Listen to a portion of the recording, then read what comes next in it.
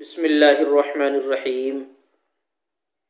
मेरे प्यारे अज़ीज़ बुज़ुर्गों भाइयों, अभी चंद रोज़ पहले मेरा सफ़र हुआ सहारनपुर की तरफ।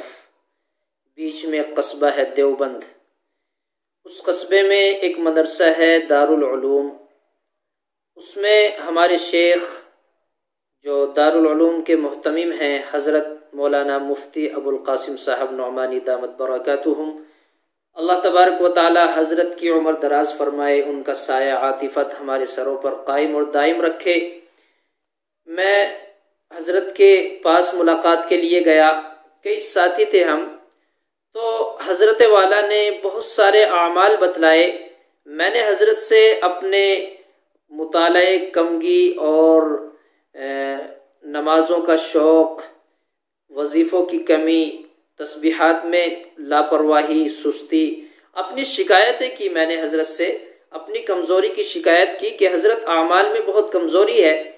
तो हज़रत वाला ने कुछ उसका हल बतलाया और फिर ये किताब दी मुझे, चहले सलातो सलाम। चहल 40 दुरूद हैं इसमें, नबी अलैहिस्सलातु वस्सलाम पर 40 दुरूद हैं। और ये हज़रत के कहने के मुताबिक ये किताब तरतीब दी गई है। और लिखने वाले तो और हैं जिन्होंने एहतमाम से इसको तरतीब दिया है। बहरे कैफ मुझे बतलाना यह है, अल्हम्दुलिल्लाह ये किताब सुबह शाम के इसमें बहुत सारे अमाल हैं।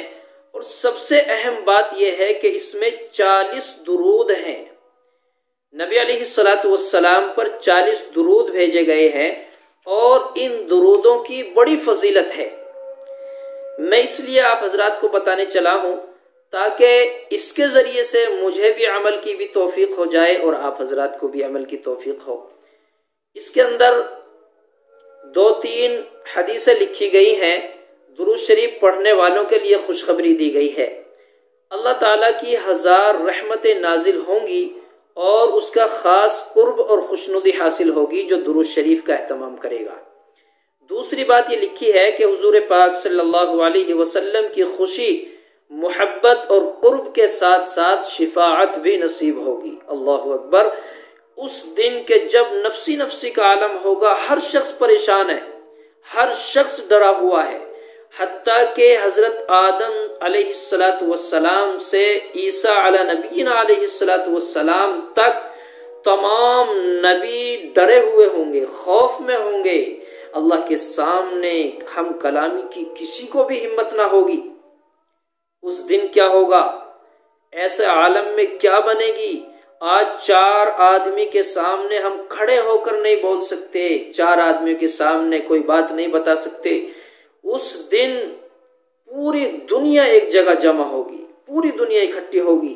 तो ऐसे मौके पर हमें जरूरत होगी किसी की, हमें किसी की सिफारिश की जरूरत होगी, हमें सायों की जरूरत होगी, हमें बचने की फिक्र होगी।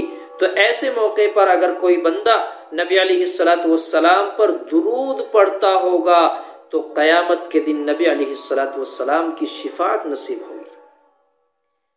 दुनिया और आखिरत के तमाम गमों से निजात के लिए दुरूद शरीफ काफी है। दुनिया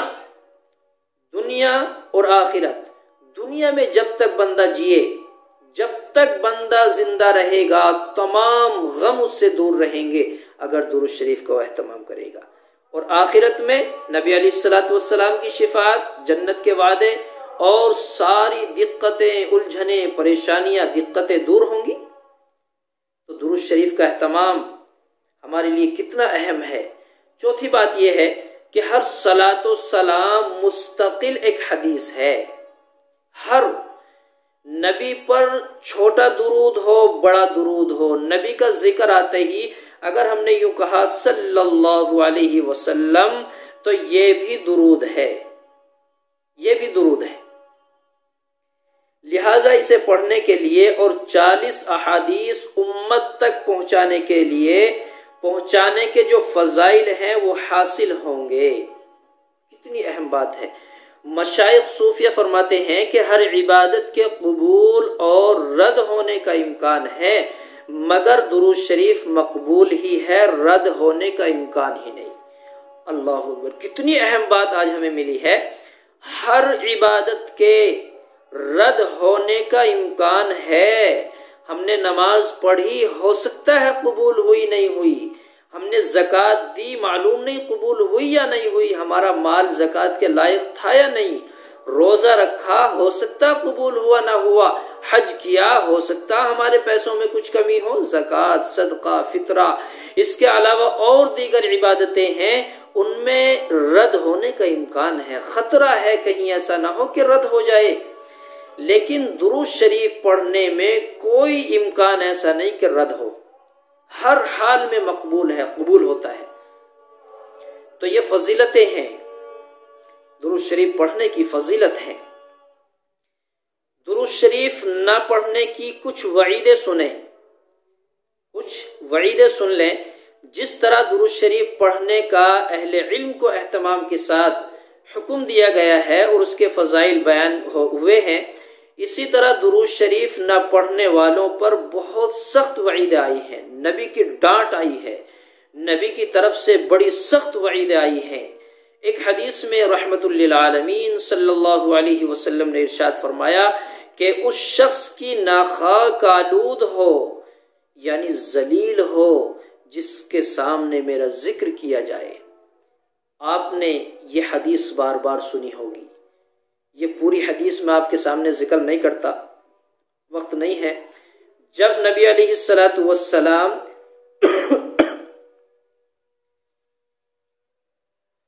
पहली सीढ़ी पर कदम रखते हैं तो जिब्राइल कुछ बद्दुआ करते हैं, नबी आमीन फरमाते हैं। तीसरी पर, चौथी, दूसरी पर, तीसरी पर, तो ये दुरूद शरीफ न पढ़ने पर बद्दुआ दी जिब्राइल ने, नबी ने आमीन कहा। भला जिब्राइल की बद्दुआ और नबी की आमीन कोई इम्कान है, शक है कि कबूल ना हो? बहरे कैफ, अल्लाह हिफाजत फरमाए। ये सख्त वईदें हैं, तो हमें इन बातों का ख्याल रखना चाहिए, वईदों से बचना चाहिए। और खास कर हमें जुमे के रोज दुरूद शरीफ की कसरत करनी चाहिए। इसके अलावा हर रोज सुबह शाम ये 40 दुरूद हैं, चहल दुरूद शरीफ है 40। अल्लाह हमें तौफीक दे तो सुबह शाम 40-40 दुरूद शरीफ पढ़ें। एक कमाल की बात और बतलाऊं, इस हफ्ते मैं हजरत से मुलाकात के लिए दारुल उलूम देवबंद गया। उससे पिछले हफ्ते मुझे हापुड़ जाना हुआ। मैंने 2 बुजुर्गों से मुलाकात की। एक मुफ्ती गुलाम नबी साहब हैं और एक मौलाना जहीर, जो खादिमुल इस्लाम के बड़े माया नाज उस्ताद हैं, बड़ी शख्सियतें हैं। तो मौलाना जहीर साहब ने असर की नमाज पढ़ी एक छोटे मदरसे में। मैंने भी वही नमाज पढ़ाई। इत्तिफाक ये कि हजरत ने मुझे नमाज के लिए कहा, और फिर जब नमाज पढ़ ली, दुआ हो गई, तो एक छोटी सी किताब इशारतन मुझे देना चाहे, मैं इशारा न समझ सका। फिर मेरे करीब आए, मैं उठने लगा तो मुझे वहीं बिठा लिया, बैठ जाइए। मैं अदबन उठ रहा था लेकिन मुझे उठने नहीं दिया, और वो किताब निकाली।